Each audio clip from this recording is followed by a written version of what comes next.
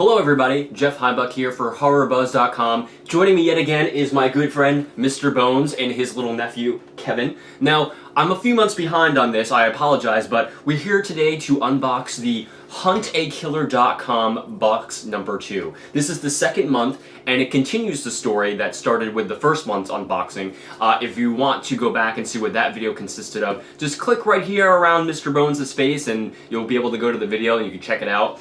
I was super impressed with the first month. It was a lot of fun. It was a really cool way to start the story. So I'm excited to dig into box number 2. So let's go right ahead.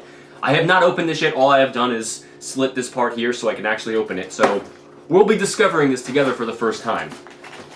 So right off the bat again, we have a... Oh, it's a little hefty. But it's another envelope from...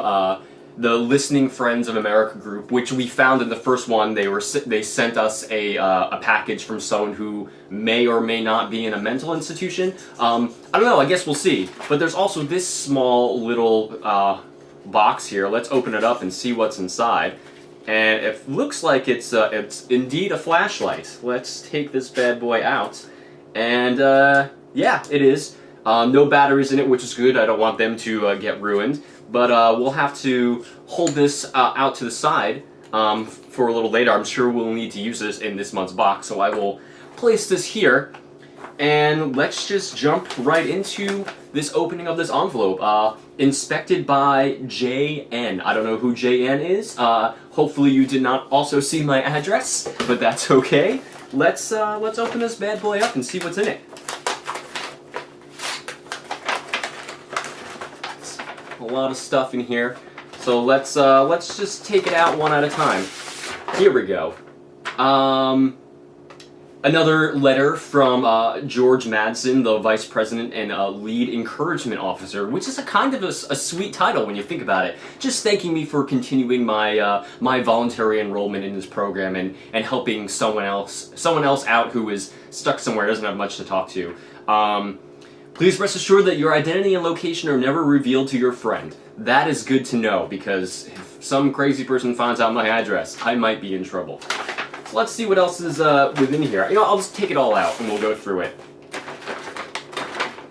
Oh, what's this? There's a small little thing on the bottom. It looks like a tooth of an animal tooth of some sort, maybe. I don't know if you can see that, but that's very bizarre, but that was on the very, very bottom. And then we're going to go through these things. It looks like a case file of some sort. Let's see. How do we do this without ruining it? Okay. Oh, it's a whole thing. Okay. There we go. A patient's case file. We'll go through that in a moment. Let's check this out. This is a photo, or not a photo, it's like a transparency thing of an ancient or an old painting, but it looks like there's portions missing on the face and areas of the body, maybe censored, I'm not sure, but I'm sure this will come in handy later. And a letter from my friend within the system, of course, slit open so they can read what it is. Let's see what this letter says. Oh, it's 2 pages and it's not, oh man. I love the feel of these letters. It's amazing. It feels really, really nice. It's from my friend John William James yet again, and he's expressing his gratitude for me listening to the things that he has to say. He's never found a friend quite like me before. I almost feel like this is Aladdin and the genie. This is very interesting. But it says, I'm reminded of one of my favorite works of art, the dragon devouring the companions of Cadmu. So that's got to be what this is. It's got to have to work somewhere else in this later on. It's talking about things being ruined by the censors, the inspectors, because in the very first month, there were some letters that were in there, and there was a lot of information that was censored out. And using what I could find or see in the news article that wasn't censored, I was able to find an actual news article, which was very interesting. I really enjoyed that, so I'm curious to see how this all plays together at the end of the day. An inspector here of rare character owes me a favor. He will send to you a file on Lloyd McGowan, a fellow resident. He was a murderer in 1967. And then there is a poem on the second page. That's very interesting. So this looks to be the case file on Lloyd McGowan. Let me just kind of straighten this out a little bit so it's easier to read. Here we go. It was a little bent because it was inside that package, I totally understand.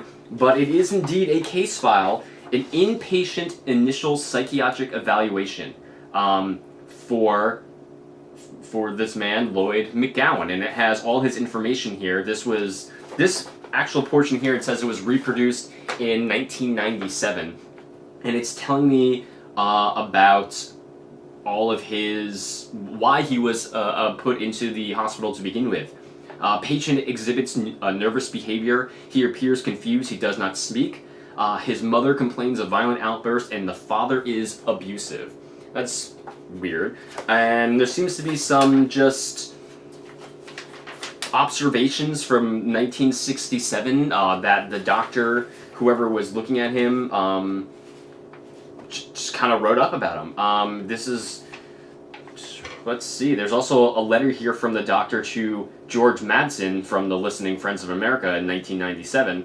And it looks like George Madsen had Lloyd transferred to his facility in Darlington, Maryland.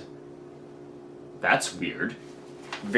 So George Madsen, who runs this program with people sending the patients sending this stuff out to people, apparently is having people sent to his own facility. Maybe he's a doctor of some sort, or he's running some kind of psychiatric facility. That's bizarre. And also this last page says, let's reduce Mr. McGowan's medication. I'm curious about what, if anything, he has to say.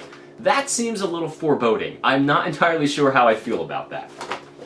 But on this other side, it looks like a copy of the original reports. It says July 7th, 1967. So if we go through it really quick, there's just all sorts of information on Mr. McGowan. A 1-inch cut was on his chest from a confrontation in the exercise yard in September 1967. But of course, names and whatnot have been blocked out. There was an incident of self-harm on September 14th as well, 1967. And just a lot of information here, a lot of information. So it looks like this is getting pretty deep now. So the person who's sending me these letters, I forget his name right off the bat, sorry, John William James, apparently has the inside scoop on another patient that may or may not still be at the same facility, Mr. Lloyd McGowan. And he had someone send us this case file to learn a little bit more about him. And in addition to that, of course, we have this wonderful old painting, or reproduction of an old painting, but it does look like the circles will line up somewhere. And this disgusting little tooth, that's amazing. So I'm assuming that I'm going to need to use this, maybe, I don't know if this is a flashlight or maybe it's a black light, but I will need to use it to see hidden things on these case files, or maybe on this painting itself. I'm not entirely sure, but the mystery deepens. This is pretty great.